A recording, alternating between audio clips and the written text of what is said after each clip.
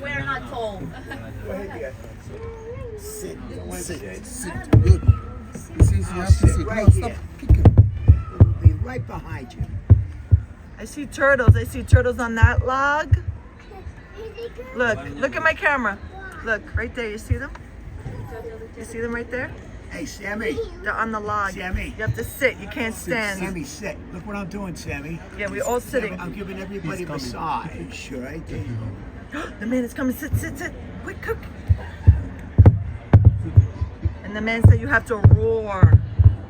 He said you have to look at the turtles and roar. No? No roaring? You making drumming?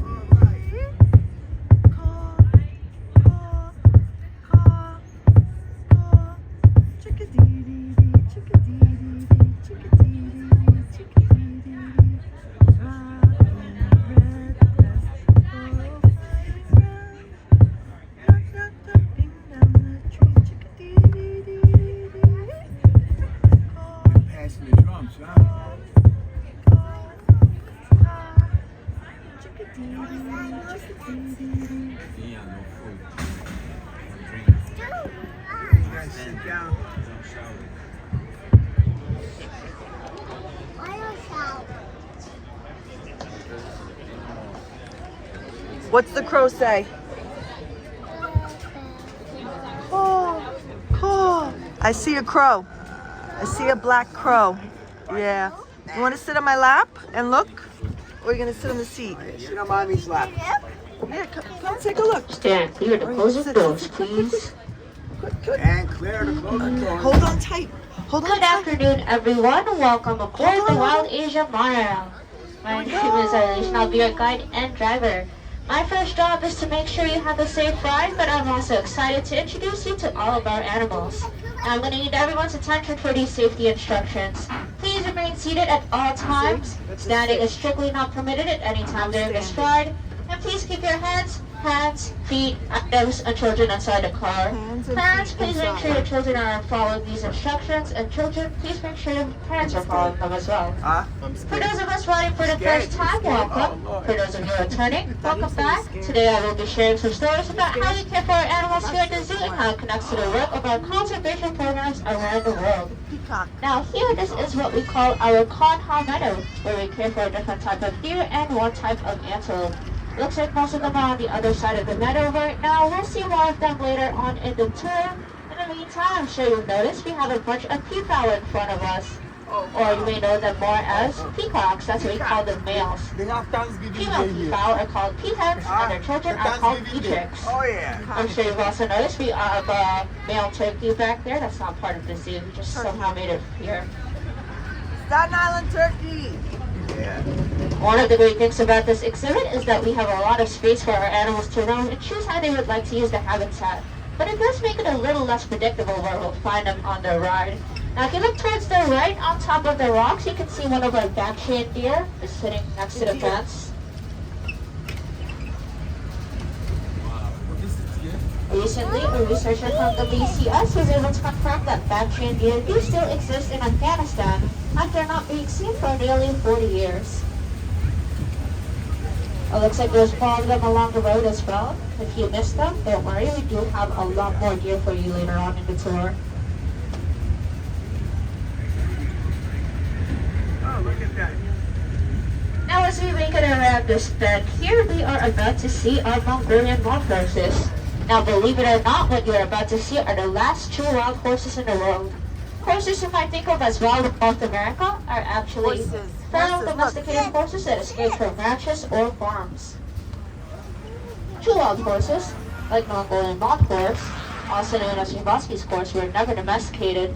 And as you can see, we're coming up to them right now. You'll see they look a little different from the domestic horses we're more used to seeing. All the birds.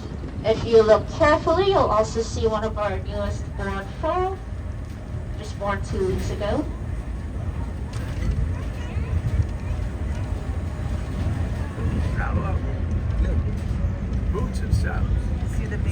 you can see, they look a little different from the normal horses we're more used to seeing. They are shorter and stockier, and they don't have bangs over their eyes like most of the other domesticated horses do. Now, these Mongolian wild horses actually went extinct in the wild in 1969 due to a number of things, including habitat loss, conflict with humans, competition with livestock, and a series of harsh winters created by changing climates. Recognizing the threat, zoos like the Bronx Zoo started maintaining breeding populations and were able to keep the species alive in human care. Zoos around the world collaborated to ensure a genetically diverse population. It took a lot of planning, a lot of work, and a lot of care, and the hard work paid off. In the 1990s, wild horses were the first species to return to their native habitat after going extinct in the wild. This return gave the global community a blueprint on how zoos can work together to protect species against extinction. Today, there's a few hundred wild horses living in Mongolia and in China. We have continued our breeding programs, and over 50 horses, including the ones you just saw right now, have been born right here at the Bronx Zoo. We're proud we can play a part in making sure that these horses will be around for a long time. You love the monorail? You love the monorail? Now, as we approach the top of this hill, we will be entering our next area, which is the Gaur enclosure. The what? Now, Gaur is spelled G-A-U-R, Okay. and they're the largest wild cattle species in the world. A-U-R. How? A fully grown male Gaur can be up to 6 feet tall and weigh up to 2,000 pounds. And this can present some challenges for our keepers. An important part of caring for these animals is moving them from this area you see here to their overnight habitat in the far back corner. This process is called shifting. And here at the zoo, animals move between these areas every day. So how exactly do you shift a herd of 2,000-pound animals? You can't just go out and push them. The keepers have some tricks up their sleeves. They know these animals well, and they know which ones will move for grain and hay, and which ones will move for fruits and veggies. Once you get the right ones moving, the rest are soon to follow. But sometimes our keepers do have to get creative. When you gather join our herd, having a trail of herd poop can encourage them to follow their way into a new space and make them more comfortable. Now it looks like most of them are on the other side of the enclosure right now. If you look towards the back, behind the fence, you'll see them closer once we go around. This way. We get to know these animals and they get to know us. Gaining trust helps us work together. Oh. Even though Gaur are massive animals, they still have to be alert in the wild. Because around this corner, we are going to meet a larger relative of their apex predator. Weighing between 250 and 350 pounds on average, a bite strength of 1,000 pounds per square inch compared to the human 162 pounds per square inch. 3 to 4 inch canine teeth, carnassial back teeth that act like scissors to shear meat, a tongue rough enough to strip flesh and bones, sand-opening padded paws with 4-inch retractable claws, and a sense of smell able to track prey for miles even through snow or dense forest. We have the apex predator of China, Eastern Russia, and the Korean Peninsula. Now you're going to want to stay seated here because you don't want to fall out. We are about to see our Amur tiger. Oh, the tiger.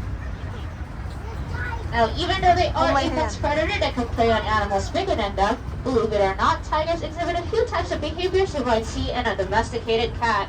Here he is right now, walking down the hill right in front of us. There is our male Amur tiger, and his name is Anakin. There he is. Hey. If you look around the exhibit, you will see different types of enrichment. Enrichment is anything that keeps your animals physically and mentally healthy, and also brings out their natural behavior. While you might give a house cat a scratching post, we have to give your tigers entire tree trunks. This allows them to scratch as they would in the wild. Now, Anakin has nothing to worry about because he participates in training sessions where keepers can inspect and trim his nails as needed. Now, do keep in mind, tigers are solitary creatures, which means they like to be alone in the wild. That's why you'll only see one of them in the field at one time at most. If you'd like to see more tigers, you can visit Tiger Mountain, located just one trail stop away from the Monorail. Now, as we leave our tiger enclosure behind, we'll be entering the back of the Gaur enclosure. You'll be able to see them much closer from back here. Now take a look at their horns. You can tell whether they are male or female by the way they curve. If their horns curve inwards, those are the female gaur. If they curve upwards, those are the male gaur. They do usually like to gather back here near the end of the day, and that's what we like to call gaur hour. Look at the horns. Now here we are entering the back of our Conha meadow. This is the meadow that we started the tour with. Also where a lot of our deer went. Now the brown ones in the middle of the field are the bear singer deer, also known as the swamp deer, because they like to hang out in the marshlands of India. The ones with the spots all the way in the back with the big antlers are the axis deer.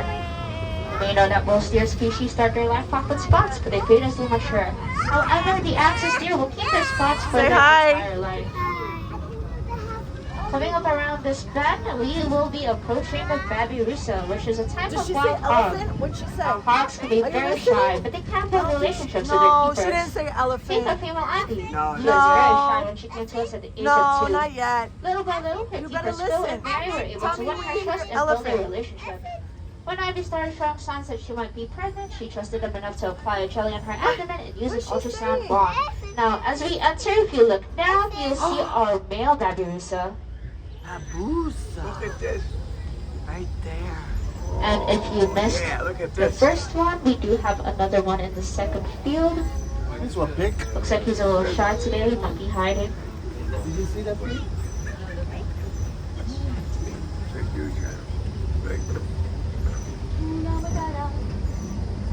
Speaking of relationships, we are approaching some big animals who have big relationships with their keepers. There's the elephants. Elephants. As we enter this field, if you look towards the right side behind the fence, we have our Asian elephant, and her name is Patty. Here come the elephants. Elephants are extremely intelligent, and at her age, nobody can really tell her what to do. As a matter of fact, you can't make an elephant do anything they don't want to do. Our animals are able to make choices for themselves. Sometimes they want to stay outside, sometimes they want to be inside. Sometimes they want to participate in training sessions, and sometimes they don't, and that is okay. With the strong relationships our elephants build with their keepers, we are able to have training sessions in which our elephants participate in their own health care. And training is done through positive reinforcement. That means we reward behaviors we're looking for. During training, elephants will present their feet to be cleaned, trimmed, and taken care of by the animal care staff. Let's see what it's saying. Now take a look at her trunk. There's more than 40,000 muscles in there, and it is an incredible tool. She can use it to gently pick up a single blade of grass, or even snap off a tree branch with an enormous force. An Asian elephant can also weigh more than 10,000 pounds, so they have to eat a lot of vegetation. For example, our elephants can eat up to 200 pounds of hay each day and drink up to 60 gallons of water. Now, as we leave our elephant zone behind, we'll be entering the zone of another large land animal. As we enter this enclosure, you can see our female rhino, Rhino. and her name is Priya. Where? Yeah, it's coming up. Here it is. We love rhinos, right? What do rhinos Hi, say? Priya. Here it is. What do rhinos say? Do you know? Now in this next area, you will also notice that we have a mud marlow here towards our right. Oh, it looks like she's coming toward us. Yeah. This mud marlow is our rhino's favorite resting spot. Rhinos will use walls to stay cool and also help keep pesky biting insects off their skin. While our keepers help maintain this muddy pool, the rhinos will use their feet and horns to keep the walls dug out, just like they would in the wild. And while the mud bath is a great way to keep their skin healthy, they sometimes do need a little extra treatment from our keepers. Believe it or not, rhinos can develop allergies and rashes just like we can. Rhinos have a keen sense of hearing and a great sense of smell, but because they don't have the best eyesight, they We'll can look be at a it little later. jumpy. We're gonna just take video right now and look. There it goes. You see it over there? It's Now, coming our back. keepers do regular He training knows with I'm them taking to a keep nice them in habit. video. They can ask them to right? hold still against their training wheel for routine shots and any treatments they may need. When it was time for allergy testing, the rhinos were willing participants. We were able to figure out what allergies were at play. We even have one rhino with a sun sensitivity that requires sunblock during the sunnier parts of the year. Here, this is another one of their mud rollers. They also like to stay in this one as well. And as we leave the rhino area behind, our observation skills are about to be tested. In the next few areas, we will be looking for different type of deer and one kind of antelope. Look for the And I'm going to let antelope. you in on a little secret about working with animals. Sometimes everything goes exactly as you would expect, and sometimes it really doesn't. One of the uncertain times of year is spawning season. With so many deer species, this area can get a little busy. Our keepers prepare for everything. They monitor the herd and report who's that way, inspecting. right? When it comes Much time bigger for than bonds to be Staten born, Island that Zoo. part is We still go up to to Staten Mother Island Zoo, Nature. right? Tell Daddy. In the wild, you don't want to show that you might be slow of prey because you're carrying a large fawn, so it can be very hard to How tell when many a female times is did you go? expected. 3 So times? sometimes you do have And what fawns do they born have on there? What exhibit. did you see? Us What guides and animals? even you guys are the eyes up high. Since we are constantly scanning the exhibits, you can report anything we see Yeah, to it's the a Bronx keepers and Zoo. keep them informed. Now right here in front of us, we've got our deer. The biggest deer you'll see in wanna this see the area deer? are the sambar deer. Antelope? Sambar deer are the largest deer in southern Asia. Males can grow up to 5 feet tall at their shoulder and weigh up to 650 pounds. Now here, another large animal you'll see to us our right are the nilgai antelopes. They have stripes on their ears and on their hooves. Well, look at their Looks like wearing zebra antlers. socks. They're so fuzzy. These are the largest of the Asian antelope species. One of the smaller deer you might have seen in that area were the hog deer, and they got their name from their hog-like appearance, as you may be able to guess, short and round.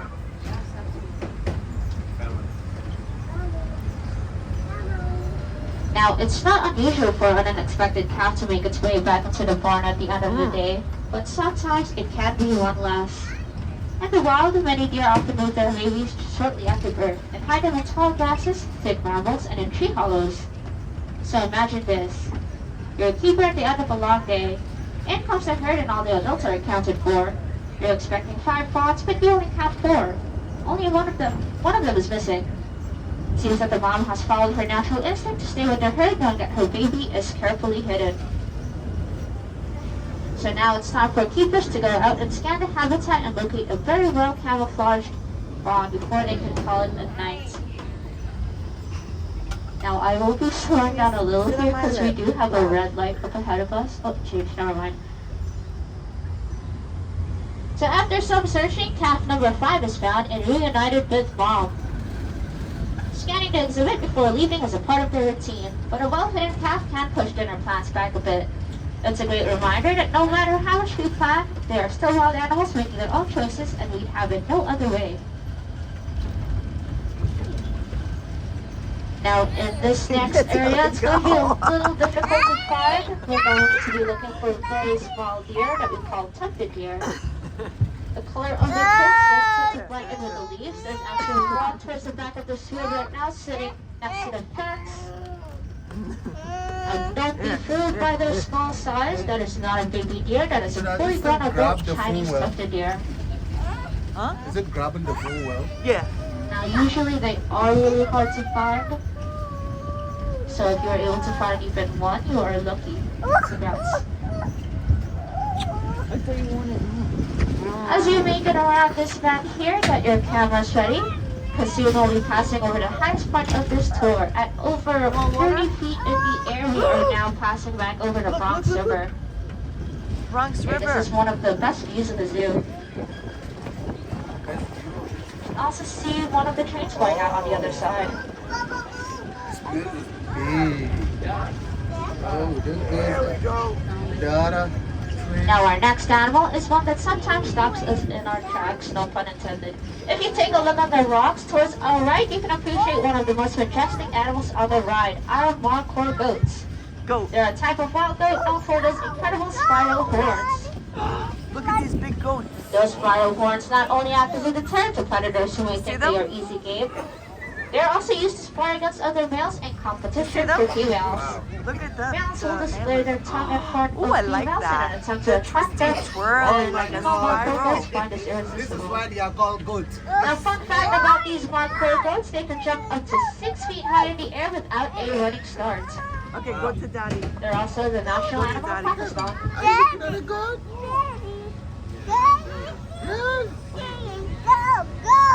That's good. And we have 11 born last year. I'm scared. Is it gonna jump? Samuel. And now, time for a zoo favorite. Keep an eye out for the fly fox, also known as the bear cat, also known as the cat bear, also known as the Himalayan raccoon. We have the red panda. So look all the way towards our right here in a Red small panda. tree. He is lying down on his Come here, branch come here. right now. Come here. We have our red panda. And his name is Linus. Relax, relax. Here it is.